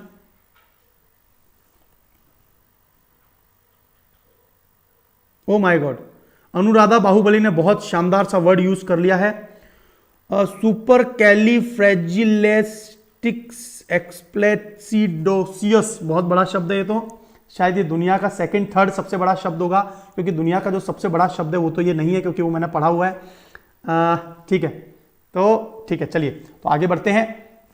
तो दोस्तों जब भी आपको एक कंप्लीट मेरे वीडियोस देखने हो, आप नीचे दिए हुए डिस्क्रिप्शन बॉक्स में सीधा मेरी प्रोफाइल पर विजिट कर सकते हैं अनअकैडमी लर्निंग ऐप की। साथ ही साथ में tiny URL Bengali, yes Bengali है, यदि आप बिल्कुल कंफर्टेबल हैं, ऑप्शनल के लैंग्वेज एक एक शब्दावली से आप बिल्कुल रूबरू हैं, तभी आप बंगाली में देना, ठीक है, राइट। तो आपको पूरी प्लेलिस्ट यहां पर मिल जाएगी, और यहां पर जो मैं बता रहा था आपको बायोटेक्नोलॉजी, ह्यूमन जीनोम प्रोजेक्ट, वो सब यहां मिलेगा।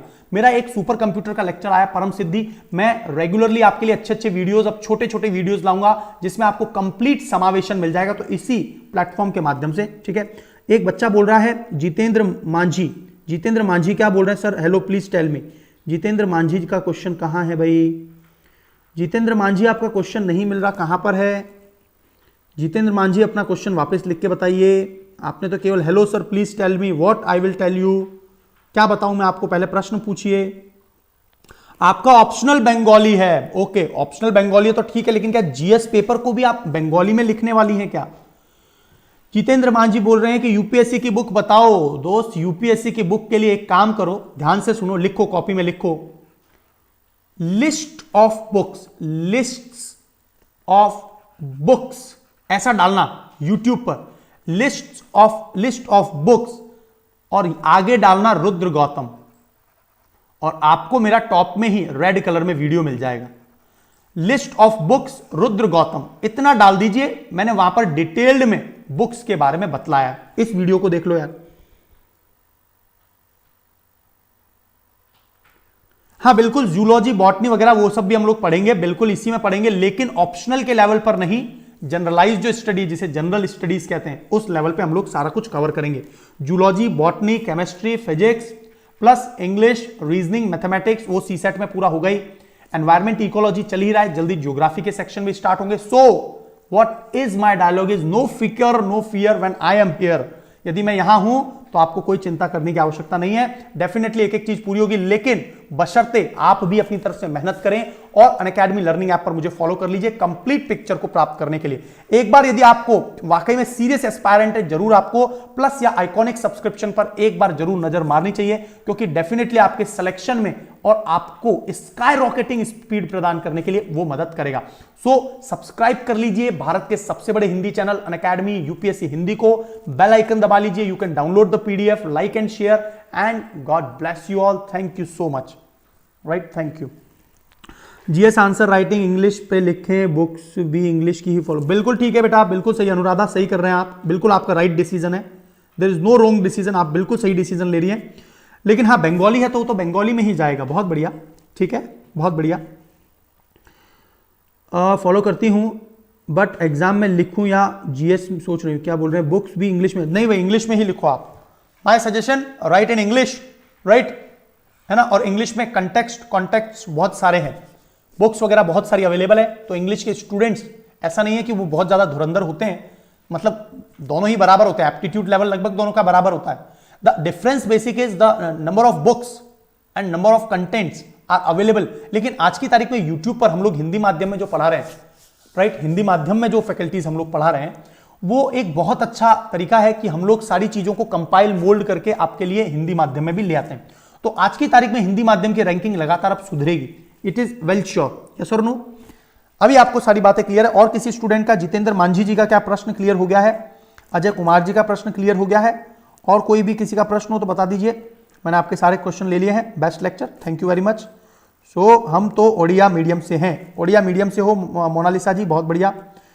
नमस्ते, नमस्ते सभी को। मैंने सभी के कंटेंट देख लिए हैं। कोई भी बात हो आप पर्सनली मुझे मैसेज कर सकते हैं on Unacademy learning app. In case if you have any doubt, एक बार मेरी प्रोफाइल विजिट करिए, आप मुझसे पर्सनली संपर्क करने की इंफॉर्मेशन भी वहां प्राप्त करेंगे। So God bless you all, enjoy the day, enjoy the day. UPSC के फॉर्म कब अप्लाई होंगे दोस्त? यदि आप तैयारी कर रहे हो तो आपको जरूर पता होना चाहिए। वैसे फैब के अंदर, फरवरी में ये फॉर्म्स आ जाएंगे। फरवरी मार्च में नॉर्मली होता है, 1 पूरा मंथ होता है। और डोंट वरी, यूट्यूब चैनल पर आप जुड़े रहेंगे तो आपको जैसे ही फॉर्म्स आएंगे हम लोग इंफॉर्मेशन दे देंगे, खत्म होने की लास्ट डेट से पहले इंफॉर्मेशन दे देंगे। So don't have a fear, है ना। We will provide you each and every information here, right. लेकिन बशर्ते आप अभी से ऑप्शनल की तैयारी करना शुरू कर दीजिए। आपने ऑप्शनल चूज कर लिया, आप ऑप्शनल के आंसर राइटिंग को लिखना शुरू कर दिया है, जीएस पेपर्स के आंसर राइटिंग को आपने लिखना शुरू कर दिया है, तभी आपके जो है एक सिलेक्शन की राह खुलेगी, है ना। Thank you, thank you, thank you Swati Reddy ji, thank you, thank you. ठीक है, so can I stop here? Anyone's more question? यदि किसी और बच्चे के प्रश्न है जरूर बता दीजिए। आज आपसे बातें करने का मौका मिल रहा है। चलिए आज बातें कर लेते हैं, कुछ जो भी डाउट है वो भी ले लेते हैं आपके। मैं कभी नॉर्मली डाउट नहीं ले पाता था, आज ले लेते हैं डाउट्स।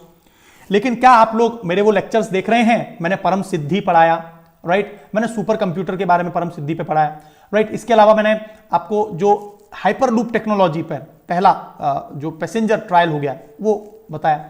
इसके अलावा अभी जो 4 एस्ट्रोनॉट भेजे हैं, क्या वो लेक्चर देखा आपने? एक बार वीडियोस में जाकर देखिए, क्योंकि वो बहुत लेक्चर इंपॉर्टेंट है साइंस एंड टेक और आपके लिए, ठीक है। शिखा यादव जी की ये पहली क्लास है, कोई बात नहीं, लेकिन आप ऐसा कर सकते हैं कि आप मेरी पहले वाली क्लासेस को भी फॉलो कर सकते हैं। तो एक बार कोशिश करिए कि पहले वाली क्लासेस को भी फॉलो करें, है ना। इसी यूट्यूब चैनल पर मेरे 200 प्लस वीडियोस अवेलेबल हैं और अनअकैडमी लर्निंग ऐप पर आप मुझे रुद्र गौतम पर फॉलो कर लीजिए, ठीक है। यूपीएससी के लिए कौन सी कोचिंग सही है? आई थिंक मैं आपको बेस्ट वर्जन बताऊं तो अभी ऑफलाइन का जमाना लगभग जा चुका है और कहीं ना कहीं जो खर्चा है और साथ में यदि किसी प्रकार की डिजीज हो गई, आप अपने घर पर बैठकर हेल्दी एनवायरनमेंट में घर बैठे अच्छा खाना खाते हुए, घर का खाना, मैं पिछले 13-14 साल से बाहर रहा हूं तो मुझे पता है what all the things I face. तो इसीलिए कहीं ना कहीं घर बैठ के आप हेल्दी आपका टाइम शेड्यूल मैनेजमेंट कर सकते हैं। आपके शेड्यूल को मैनेज कीजिए और अनअकैडमी लर्निंग ऐप जैसा ऐप कहीं नहीं है। आप वहां पर प्लस या आइकॉनिक सब्सक्रिप्शन लीजिए और घर बैठे आसानी से तैयारी कीजिए, जहां पर जितने भी ऑफलाइन के फैकल्टीज थे अब ऑनलाइन अनअकैडमी पर ही पढ़ा रहे हैं, राइट। हाइपरलूप टेक्नोलॉजी देखा था आपने, उसमें एक थोड़ी सी दिक्कत हो गई थी उस वाले वीडियो में। मैं बैकग्राउंड साउंड यदि रिमूव कर देता तो आपको बहुत मजा आता उसको देखने में, ठीक है। तो इसके अलावा भी बहुत सारे वीडियोस अवेलेबल है मेरे, है ना। तो अब आने वाले समय में आज ही के दिन छोटे छोटे 4 लेक्चर्स आएंगे, उन्हें भी देखना आप, बहुत मजा आएगा आपको। यादव राज जी की भी पहली क्लास है दोस्त। आपको कोई भी बात करनी हो, है ना, आपको पर्सनली मैसेज करना हो, आपको मेरा इंफॉर्मेशन चाहिए, अनअकैडमी लर्निंग ऐप डाउनलोड करिए और वहां पर यूपीएससी गोल चूज करके रुद्र गौतम को सर्च कीजिए एंड डेफिनेटली वहां पर आपको मेरी सारी इंफॉर्मेशन मिल जाएगी। आप पर्सनली मुझे कम्युनिकेट भी कर सकते हैं, ठीक है। और बताइए, और आपकी जो भी प्रॉब्लम्स है उसको देख लेते हैं आज। समय समय पर आप जब बोलेंगे तो मैं प्रॉब्लम्स के ऊपर डेडिकेटेड लेक्चर लाता रहूंगा। अभी डिस्कस कर लेते हैं सारी बात, है ना। और बताइए, और बताइए कोई बात हो तो, है ना, जो भी बात है आप बता सकते हैं, so that any doubt you have, if you can not convey here you can convey personally, right. तो आई थिंक कोई भी स्टूडेंट अब नहीं पूछना चाह रहा है, तो सर पीडीएफ इसका कैसे मिलेगा? शिखा यादव जी, इसका PDF will be available on my Telegram channel, ठीक है। और उसके लिए कैसे जाना है, तो आप मुझे पहले अनअकैडमी लर्निंग ऐप पर फॉलो कर लीजिए, वहां पर आप मुझे पर्सनली मैसेज भी कर सकते हैं, वहां से आपको मिल जाएगा। और बोलिए, और बोलिए, ठीक है। चिराग बेरावर जी, तो आज यहीं पर रोकते हैं। अगली बार आपके क्वेश्चंस के साथ में जब मैं बोलूं तो आपके कुछ क्वेश्चंस हो, आप पर्सनली मैसेज कर दो। So I will stop here today, right. So enjoy the day. Zoology optional के लिए बुक्स बताइए। जूलॉजी ऑप्शनल बहुत ही स्पेशलाइज्ड एरिया हो गया, और मैं आपको सजेस्ट करूंगा कि आप किसी यूट्यूब वीडियो को देखिए कि what all are the best books for zoology, क्योंकि आई एम ऑब्लिवियस, मैं अनभिज्ञ हूं इन चीजों से, क्योंकि डेडिकेटेड ऑप्शनल में मैं कुछ ऑप्शनल को तो जानता हूं लेकिन जूलॉजी पर्टिकुलर नहीं बता पाऊंगा। भुवनेश जी माफी चाहता हूं, ठीक है। यूट्यूब वीडियो देखिए इसके ऊपर। और यदि आपने जूलॉजी ऑप्शनल फाइनल कर लिया है तो एक बार प्रीवियस ईयर के सभी क्वेश्चंस जरूर देख लेना, लास्ट 10 ईयर्स के, और उनके आंसर्स, मॉडल आंसर भी देखना। ऑप्शनल जब चूज करें तो पहले आप प्रीवियस ईयर के क्वेश्चन पेपर, उसका सिलेबस देख लें, क्या आप उसके तारतम्य, उस सब्जेक्ट की गरिमा, और क्या आप उसमें 300 से ज्यादा मार्क्स लेकर आएंगे, और वो भी देख लीजिए कि उस सब्जेक्ट को कौन से कैंडिडेट ने लिया था और उसकी स्ट्रेटेजी क्या रही, ये जरूर आप देखेंगे, ठीक है, ठीक है। तो I am stopping here, right. Thank you guys.